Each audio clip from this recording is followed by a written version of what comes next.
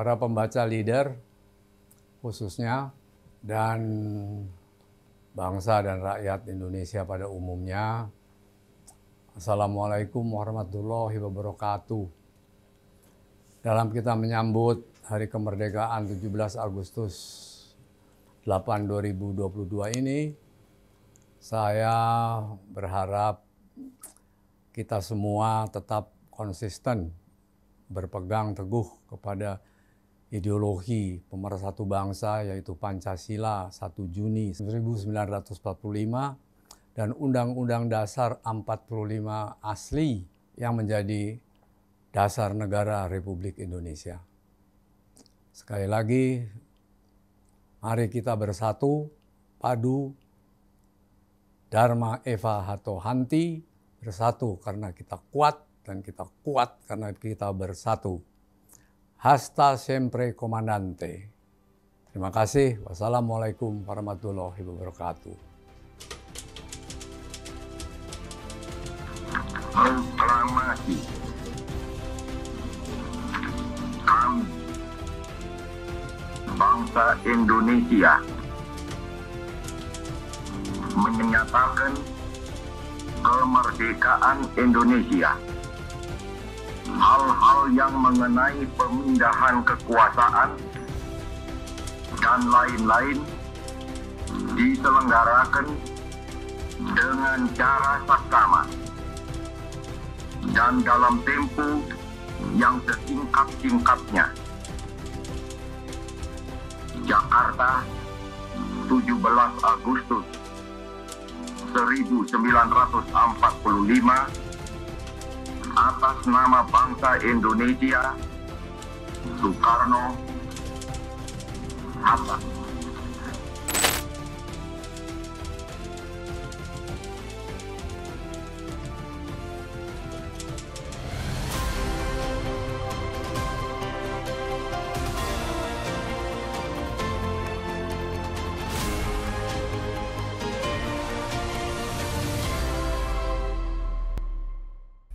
Sobat Leader, Anda masih bersama saya dan Mas To,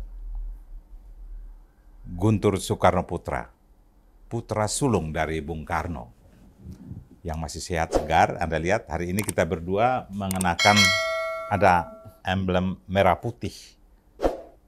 Nasionalisme kita tidak bisa trade off ini.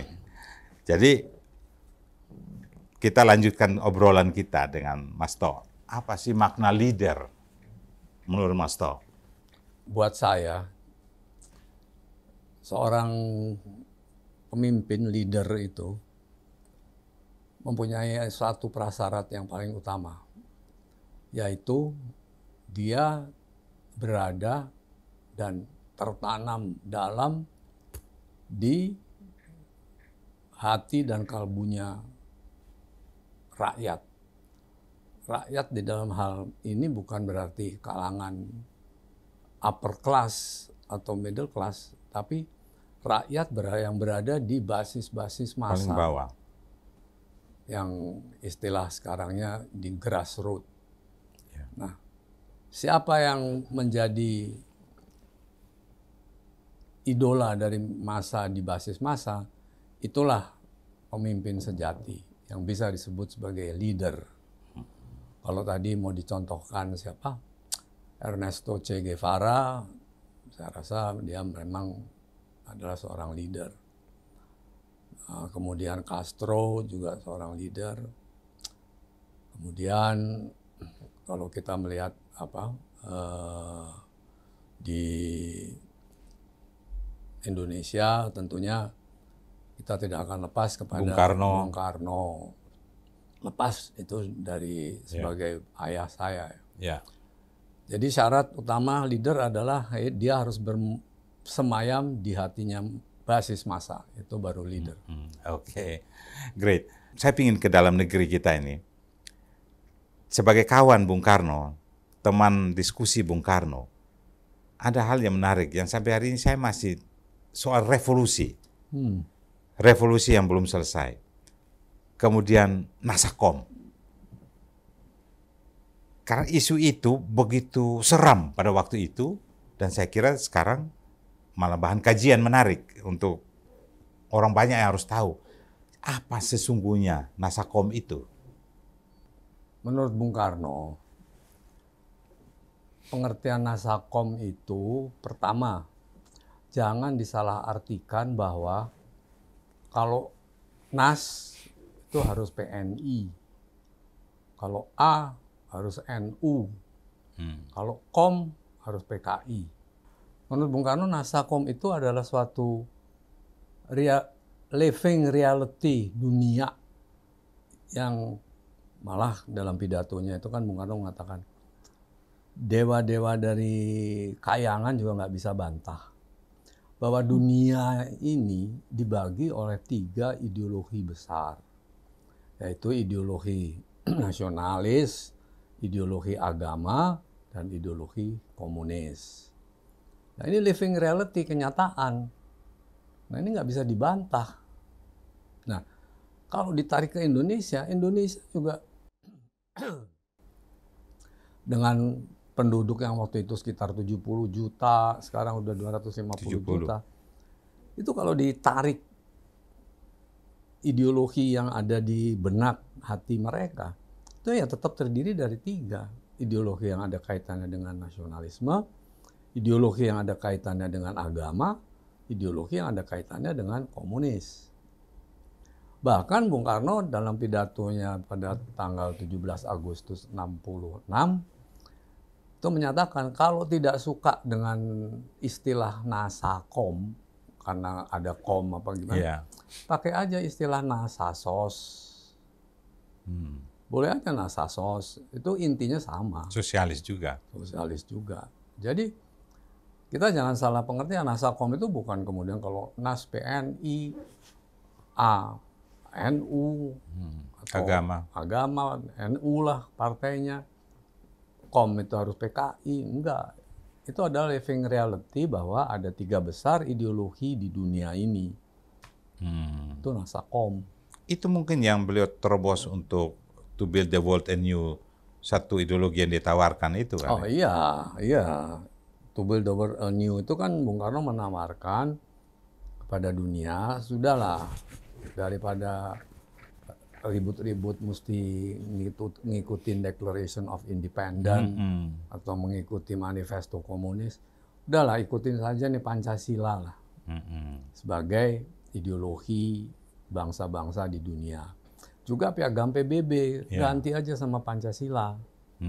Oh itu Bung Karno sudah tawarkan itu? Udah tawarkan, gitu. Hanya sayang di dalam negeri kok beda ya cara menangkapnya. Gimana wisdom Mas Tok menjelaskan ini ya? Nah, di sini kelemahan kita sekarang ini, kenapa itu berlanjut? Karena sekarang sistem pendidikan kita itu tidak ada lagi mata pelajaran dari sejak SD, pendidikan budi pekerti. Hilang. Pendidikan budi pekerti itu hilang. Di samping itu tidak ada lagi secara nasional pemerintah melakukan apa yang dulu Bung Karno lakukan sebagai nation and character building, pembangunan watak dan jiwa bangsa. Itu sekarang kan nggak ada. Iya. Karena 2 hal ini tidak ada, ya terjadilah apa-apa yang sekarang anak muda seenaknya, ada masalah pencabulan, ada masalah macam-macam. Apalagi didukung oleh media internet yang begitu masif. Masif. Jadi orang seolah-olah kalau di dunia jurnalistik kan edukasi, informasi, dan hiburan. 3 ini jadi satu, ini raison trennya. Artinya edukasi, media terus memberikan edukasi, media sosial atau WA, harus ada edukasinya, dia kirim, dia copy, dia kirim tuh harus yang sifatnya memberi edukasi. Betul. Hiburan itu juga bukan hiburan rendahan. Benar kan Mas Tok ya? Informasi juga terbaru tapi harus ada musim pencerahannya juga. Sekarang orang fokus di hiburan yang rendah. Jadi apa yang disampaikan Mas Towo ini memang susah ditemukan ada perubahan besar ini. Maksudnya, Sebenarnya kalau mau ditemukan sih gampang, cuman masalahnya mau apa enggak kan? Saya rasa masa doktor, profesor, insinyur kita yang udah S3 atau sudah mungkin ada S4 itu masa soal begitu nggak ngerti, ngerti. Cuman ya mereka memang ya nggak mau tahu gimana. Di zaman ekonomi liberal ya. Mas To, kembali ke percakapan dengan Bung Karno. Jadi ide dasar kalau cerita Bung Karno, Mas To, dia dapat gali itu dari mana yang Nasakom ini? Dia apa jauh sebelum apa pada saat dia pulang dari Amerika dan Rusia, Soviet? Jauh sebelumnya. Karena orang berpikir seolah-olah beliau ke Soviet, ke Amerika, pulang, munculnya Nasakom. Oh, enggak, sebetulnya udah sebelumnya. Dari momen apa itu? Embrional dulu kan Bung Karno udah menulis artikel nasionalisme, Islamisme, dan Marxisme. Nah, ini berkembang dalam sistem analisanya Bung Karno, ya bahwanya dunia ini memang terbagi oleh 3 ideologi besar. Yang dewa-dewa pun nggak bisa bantah. Yang tadi dibilang itu. Ya. Nah, itu kita mau terima apa enggak kenyataan itu? Ya kalau kita komunistofobi misalnya, ya nggak mau terima. Atau Islamofobi, ya kita juga nggak mau terima dong. Dulu seolah-olah Bung Karno tidak mau bubarin PKI, itu kan kelompok tertentu kan marah. Seolah disitulah Bung Karno dituduh PKI atau komunis. Yang di tahun berapa nih? Ya tahun 65 yang setelah G30S. Ya, itu yang menjadi. Bung Karno itu bukannya tidak mau membubarkan PKI. Tapi Bung Karno mau melihat sampai sejauh mana kesalahan-kesalahan PKI maupun oknum-oknum PKI itu terhadap jalannya revolusi Indonesia. Dan itu takes time. Nggak bisa kayak apa ini, balik telapak tangan. Nah, Bung Karno kan bilang, ya kalau buat apa Bung Karno kemudian mendirikan Mahmilub? Kalau Bung Karno tidak mempunyai niat untuk membubarkan PKI pada satu saat, kalau dia salah memang. Dia salah. Nah, tapi kan di dalam pidato Nawaksara dan pelengkap Nawaksara kan Bung Karno menjelaskan memang ada 3 faktor yang membuat terjadinya itu. Antara lain yang ini adalah pintarnya Nekolim. Masuk segala macam lewat ada CIA yang tadi saya udah utarakan, ada MI6, ada juga Mossad ikut-ikut. Dan Mossad itu bukan main-main, dianya tuh walaupun dia dari Israel kecil, tapi kan dia punya satu divisi yang namanya divisi Somet. Nah, divisi ini apa tugasnya? Tugasnya itu sudah jelas merekrut agen-agen Mossad di Israel, tapi juga merekrut agen-agen Mossad di seluruh dunia. Untuk mau dikontrol oleh Mossad. Nah, ini termasuk di Indonesia. Udah masuk gitu. Nah, kalau dikaitkan dengan revolusi, Bung Karno tuh revolusi tujuannya kemana, Mas? Kalau kita bicara revolusi, kita mesti tahu dulu definisi Bung Karno mengenai revolusi itu apa. Itu ada beberapa variasi kan. Ada yang Bung Karno menyatakan bahwa revolusi adalah penjungkir balikan tata nilai lama diganti tata nilai baru. 1. 2, ada juga revolusi adalah penjebolan tata nilai lama dari akar-akarnya. Kemudian revolusi adalah juga rentetan dari proses menjebol dan juga membangun. Jadi bukan hanya menjebol tapi terus nggak membangun, jebol bangun, jebol bangun, jebol bangun. Itu salah satu definisi dari 3 definisi dari revolusi. Nah, kalau kita berkaitkan dengan definisi itu, maka sebetulnya ya kita kalau mau melaksanakan pembangunan, kalau nggak melakukan penjebolan dari yang lama, gimana kita mau bangun? Jadi sebetulnya kita nggak usah takut sama revolusi. bahwasanya ada revolusi-revolusi yang sifatnya berdarah-darah, itu bukan karena masalah revolusinya, tapi bentuk-bentuk dari revolusi itu yang membuat berdarah-darah. Mungkin revolusi pemikiran juga, kan sekarang eranya udah baru. Cara pandang, cara pikir, cara kerja udah berubah. Ini kan satu revolusi sebenarnya. Tanpa declare, sebenarnya kita sedang melakukan suatu revolusi. Iya kan?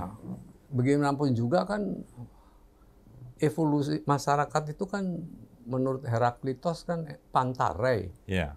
Dia selalu akan bergerak, berkembang. Ya mau nggak mau setiap perkembangan masyarakat akan terjadi revolusi-revolusi. Ada penjungkir balikan tata nilai lamanya diganti tata nilai baru. Kan itu ada tahap-tahapnya. Makanya kemudian Bung Karno membagi tahap revolusi itu menjadi dua. Satu tahap revolusi nasional, kedua kalau sudah rampung masuk ke tahap revolusi sosialis. Masyarakat. Tapi semua bentuk revolusi itu adalah revolusi sosial. Iya, iya. Nah, di sini juga kadang-kadang kita rancu, wah kalau revolusi sosial tuh gorok-gorokan. Iya, yang dimaknai begitu. Maknanya begitu, sebetulnya enggak. Semua revolusi itu revolusi sosial. Revolusi 45, proklamasi 45 itu adalah revolusi sosial. Tapi kan nggak ada gorok-gorokan. Iya. Nah, bahwa terjadi gorok-gorokan itu karena apa? Karena revolusi itu menuntut suatu sifat radikal. Keberanian dan sebagainya. Radikal. Jadi semua pemimpin-pemimpin kita ya Bung Karno, Bung Hatta, Tan Malaka, kemudian ada lagi Sudirman, siapa lagi? Agus Salim. Itu semuanya waktu memperjuangkan kemerdekaan, semuanya ini orang-orang radikal. Nggak bisa dia dikatakan orang-orang yang bukan radikal. Nggak bisa dicap aneh-aneh gitu, Iya, tapi mereka berjuang dia semua. berjuang secara radikal, bahkan radikal dan revolusioner. Nah, cuman, ini antara radikal revolusioner dengan anarko-sindikalisme atau radikal yang ke kiri-kirian, itu jauh berbeda. Jauh beda, betul. Kalau anarko-sindikalisme atau ke kiri-kirian radikal, itu ujung-ujungnya selalu adalah insureksi, yaitu pemberontakan. Dan itu pasti akan membawa sifat yang berdarah-darah. Dan ujungnya, hasil akhirnya adalah chaos. Jadi ada dua bentuk radikalisme. Nah, kita kan sekarang selalu satuin saja. Bilang, waduh kita jangan radikal, harus kita hilangkan. Lah bagaimana Bung Soekarno radikal? Hatta radikal, baru merdeka. Syahrir radikal. Kalau nggak radikal mereka nggak bisa bikin proklamasi. Betul. Bung Karno ngomong soal I hate colonialism, I depress ya. Itu kan sifat radikal. Itu radikal itu sebenarnya. Kalau nggak begitu ya mereka makanya hanya harus dibedakan antara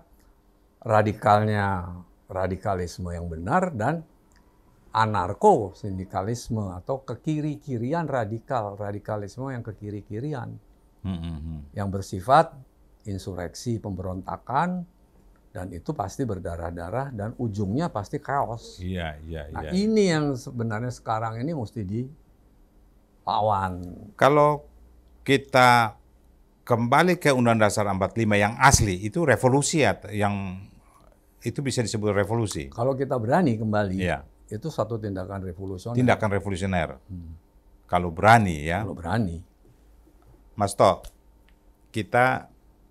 saya ingin kembali ke hal-hal yang lebih ini. Kita udah bicara politiknya udah canggih banget ini. Mas To, gimana?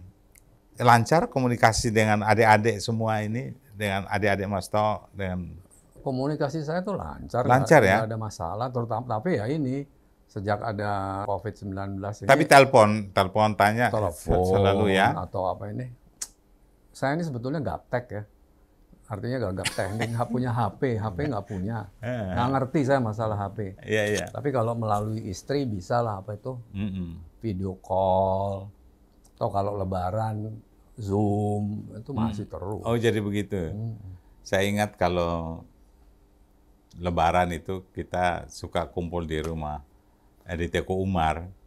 Kalau dulu sih memang kumpul. Kumpul. Sekarang ada COVID ini, biasanya itu kalau nggak ke Cempaka Putih, ke Kemang. Oh gitu ya, gitu. Kumpul kita. Mas Toh, parfum Bung Karno yang paling enak apa dulu, Mas Toh? Salimar. Salimar ya? Salimar. Masih ada nggak produk nggak sekarang tuh, Mas? Aduh, nggak tahu. Tapi saya selalu pakai juga. Tapi masih disimpan, masih ada sampai sekarang. Ada. Wih, satu ketika mau tetes kita satu, pas itu cewek lari dekat-dekat kita terus. Ya. Mas Toh pernah lihat kan foto-foto Bung Karno? Saya pernah di APEC meeting di Bogor itu. Waktu zaman Pak Harto tahun 94 itu, ada satu gedung di depan Istana Bogor. Depan Istana Bogor. Depan apa di samping ya? Itu ada Dekat dibangun. gerbang. Masuk dari gerbang itu. Mungkin karena dibangun khusus kali ya waktu itu. Bayuri ini barangkali ya. Yang foto-foto Bung Karno semua. Yang ada Bung Karno dengan semua Waduh, saya sendiri. temannya. Yang dilukis sama Basuki Abdullah. Mungkin Banyuri ini yang sekarang ditempati Pak Jokowi. Mungkin kali. Tapi itu saya kira kalau lukisan itu mungkin sudah diambil semua. Tapi lukisan bagus-bagus, Pak.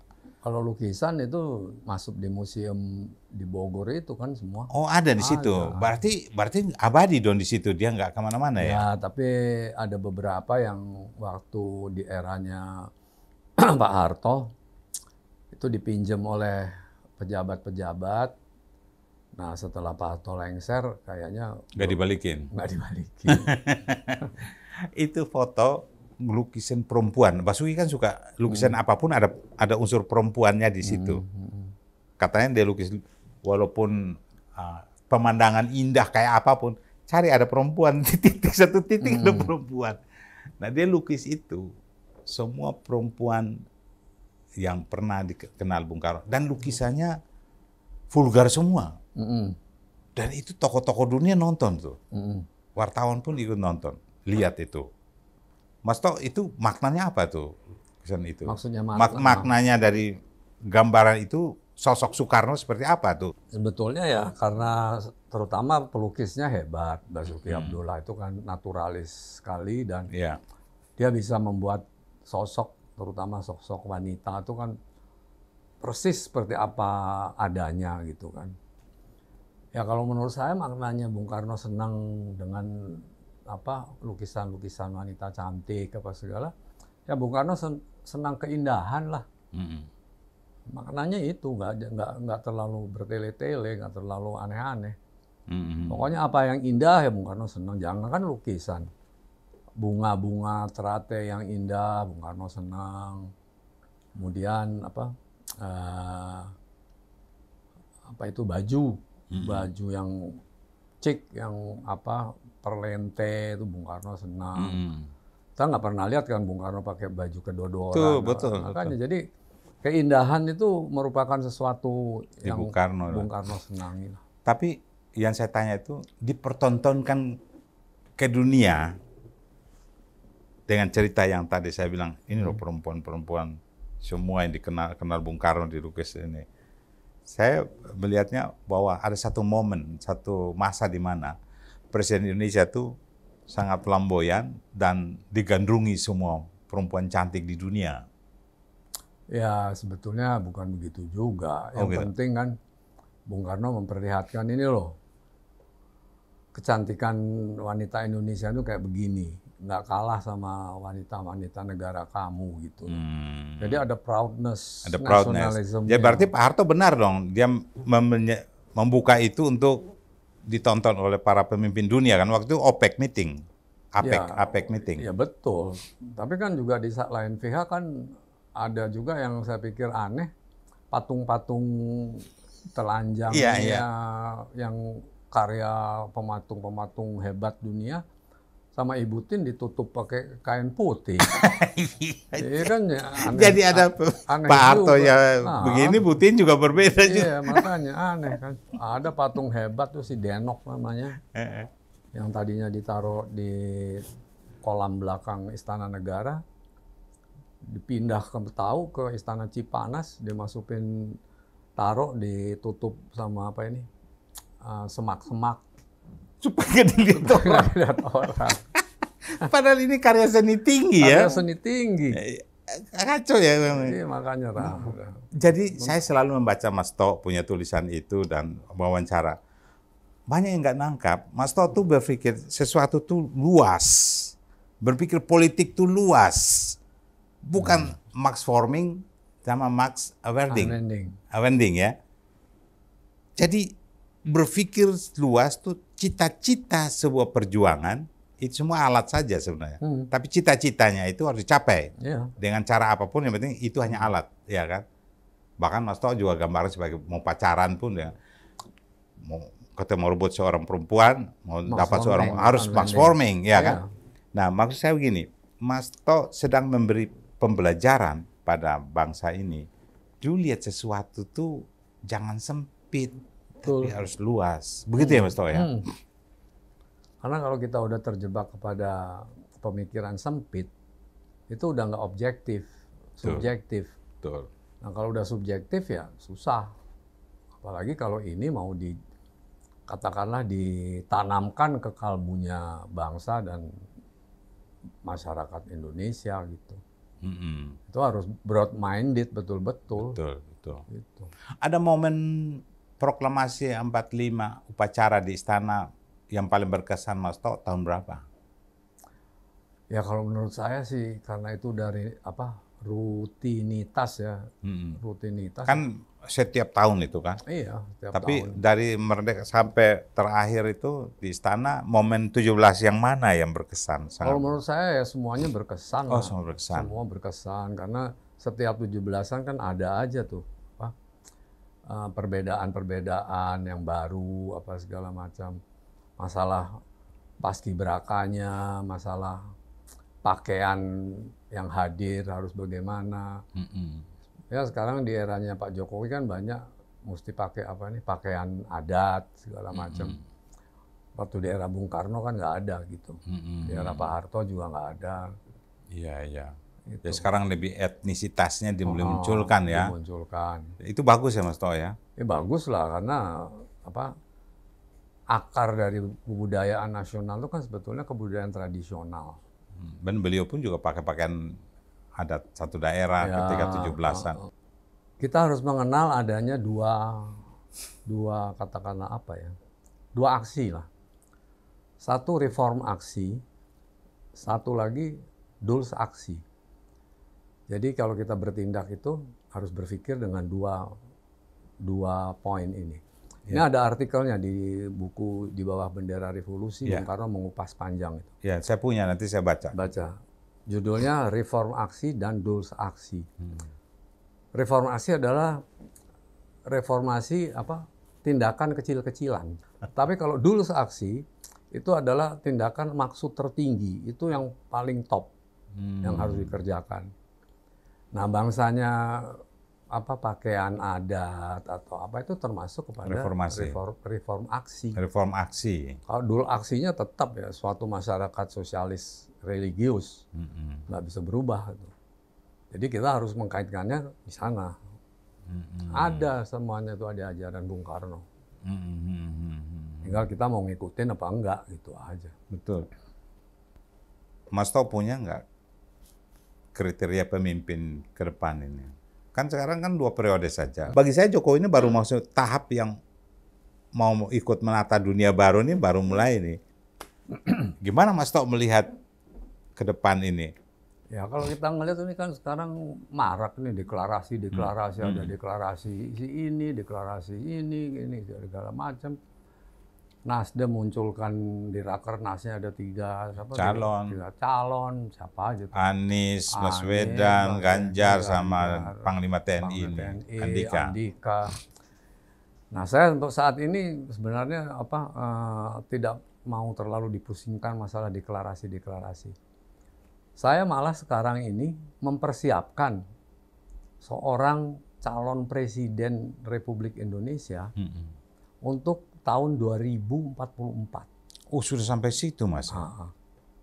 Dan itu sekarang dia masih berumur 16 tahun setingkat kelas 2 SMA. Itu dari turunan Bung Karno? Bukan. Oh, malah enggak. Enggak. Kok ini lucu nih. Ini gimana nih? Jadi Iya. kan memang leader itu produce, bukan saja born, tapi Iya. dia harus diproduce, Iya, mesti dididik. dididik. Gimana tuh, Mas? Nah, kebetulan nih anak pernah, dia tuh pinter mewawancara seperti di Freddy gini. Padahal dia anak kelas 2 SMA, nah, setingkat itu. Dia pernah wawancara saya gitu. Oh, Pertanyaannya, waduh, nggak kalah sama pasti kalah. Freddy. Tapi anak kelas 2 SMA 16 Wah, tahun. itu loh. udah gila itu. Kalau kita ketemu bisa masuk leader dia itu. Nah, saya tuh tertarik sama apa IQ-nya dia, pertanyaannya dia. Lalu saya tanya, sekarang saya mau tanya sama kamu. Dia namanya Dimas, ya, Dimas Kurniawan. Mas, kamu tuh nanti kalau udah besar tuh cita-citanya kamu mau jadi apa sih? Dia spontan bilang, saya ingin jadi presiden. Wah, keren. Keren. Ya udah, sejak itu kemudian saya bilang, udah kalau gitu kamu saya persiapkan deh untuk 2044. Nah, sejak itu ya saya kasih, kamu mesti Buku-buku. pertama buku-buku ini kamu baca yang ringan, terus buku ini. Ya saya kasih setiap yang dia nggak Sekarang udah ngerti. kuliah dia. Belum, masih SMA. Dan Keren. dia kebetulan SMA-nya itu di Medan, masuk ada semacam sekolah Singapura yang punya cabang di Medan. Dia masuk dari international school itu. Jadi dia bisa bahasa Indonesia, Inggris, Mandarin. Pintar anaknya. Saya dulu sama beberapa kalangan didorong untuk jadi presiden. Tahun berapa itu, Mas? Ya, tahun setelah pemilihan Jurkam itu. 70-an. Tahun 70-an, ya betul. Itu foto Mas Tau gagah bener itu. Itu kita juga berpikir Tapi begitu. saya memang dari dulu nggak suka jadi presiden, gimana? Masa dipaksa? Karena saya tahu sih, jadi presiden tuh apa sih? Capek. Bapak itu tidur paling banyak satu hari satu malam 3 jam. Sedang enak-enak apa nonton film, ajudan datang, Pak. Ini apa di mana ada PRRI segala macam, pusing. Apa bukan pusing ya, apa pemikiran. Saya mikir gini, nggak enak ya jadi presiden, mendingan kayak saya nih bebas merdeka gini. Dan kita tahu momen waktu itu juga orang yang dukung-dukung hanya nyeblosin aja ini. Momennya nggak pas, nggak. Dan Mas Tau kan mulai menjadi jurkam waktu itu. Itu aja orang udah takut itu. Ya. Pasti kelompok pendukung rejim waktu itu sudah berada, ini dia mau kemana nih? Iya. Mungkin langkah-langkah baru mimpi aja juga mereka udah tahu ini. Pak Mas Tau rencananya mimpinya mau kemana? Baru mimpi, belum bergerak. Iya kan ya? Oke, Mas Tau. Jadi hari-hari ini Mas Tau apa kegiatannya nih? Ya kegiatan saya yang pasti tulis artikel ke berbagai media lah. Ada Kompas, ada Media Indonesia, Koran Jokowi, Berita Satu, nggak tahu apa lagi lah. Terus selain nulis artikel, saya ikut kata dokter. Suruh setiap pagi olahraga, terserah mau jalan kaki, berenang atau apa, terus jemur matahari, terus setiap hari. Terus hobi saya kan main musik. Dari dulu SMP saya udah main band. Iya, tahu. Ya udah sampai sekarang saya masih punya grup jamming band. Jadi waktu-waktu tertentu kadang-kadang di kantor saya panggil keyboard sama seorang penyanyi wanita. Saya panggil teman-teman kumpul nyanyi-nyanyi lah, udah nggak mikirin apa-apa. Mas Tau, bisnis apa setelah Sekarang setelah di era Soeharto sampai sekarang ini bisnisnya apa? main business saya masih konstruksi dari yang dulu. Oh, di konstruksi. Tapi di samping itu kita juga ada... Dulu Mas Toh di ITB itu arsitek? Enggak, Ambil. jurusan teknik mesin. Oh, teknik mesin ya. Teknik mesin. Mm-mm. Tapi di samping konstruksi, kita ada satu perusahaan juga di bidang developer. Tapi itu masih kecil, ya, baru. Terus juga ada sister company, itu yang udah cukup terkenal, itu di bidang manajemen konstruksi. Jadi kalau ada orang mau bangun bangunan, yang mengawasi si kontraktor itu perusahaan kita. Gitu. Oh gitu ya, manajemen ya. Tapi di era Soeharto relatif nggak ada kesulitan kan berbisnis? Ya alhamdulillah masih dapat proyek. Dapat proyek. Cuman ya itu, setiap kita mau masuk katakanlah rekanan, mesti litsus dulu. Litsus gitu. Aduh. Litsus. Orang masuk pegawai negeri aja harus litsus. Undang-undang dasar bisa berubah nggak? Lu bilang bisa berubah, repot tuh, udah nggak lulus itu. Keren ya masa.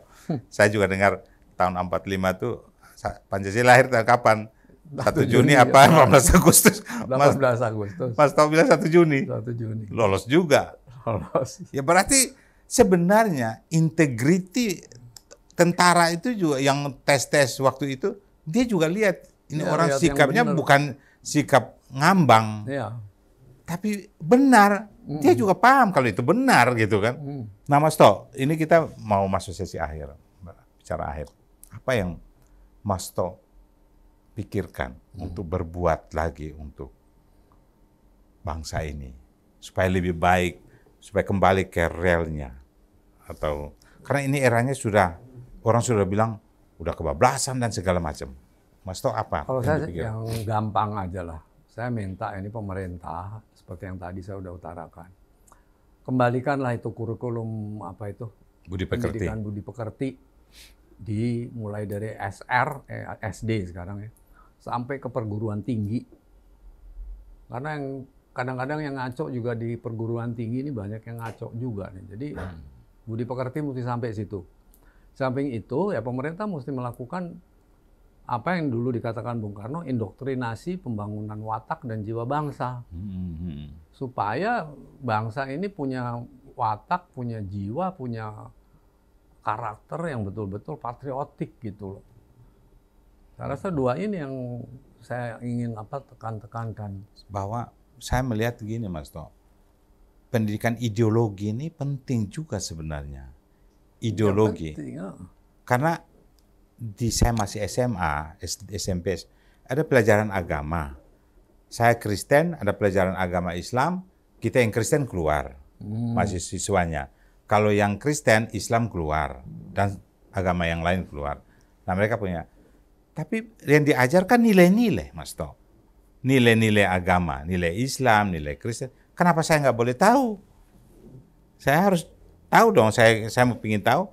Karena ternyata Mas To, ketika saya kuliah di S3 di UI itu, ada pendidikan ideologi Islam, pemikiran Islam.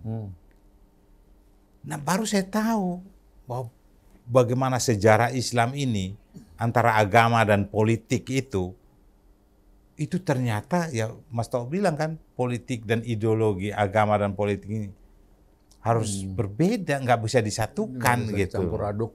Menurut Mas To Nah gimana? kalau kebangsaan kenegaraan ya itu indoktrinasi Itu nation and character building mesti kembali lagi. kembali lagi. Nggak cukup dengan BPIP aja. Apalagi BPIP kalau menurut saya harus direvolusionerkan supaya dia lebih lebih dinamis. Sistem indoktrinasinya juga jangan seperti indoktrinasi zaman Bung Karno. Bung Karno era Mesti sekarang. Era sekarang, era digital gitu. Nah, Iya. harus dicari orang. Dulu Pak Ruslan Abdul Ghani. Sekarang mesti cari orang yang pinter mendekati massa, basis massa, terutama milenial, bisa menarik perhatian mereka, supaya mereka timbul rasa patriotisme, rasa hero worship, segala macam gitu. Baik, luar biasa. Baik, Sobat Leader, ternyata sudah 1 jam kita ngobrol sama Mas To. Oh ya. Guntur Soekarno Putra. Semoga apa yang kita bicarakan, diskusikan hari ini dalam forum leader, forum diskusi para pemimpin lintas generasi, Semoga Anda mendapat sesuatu manfaat sebagai pembelajaran untuk ke depan. Saya Freddy Ndolu, sampai jumpa lagi. Makasih deh. Terima kasih, Mas. Ya.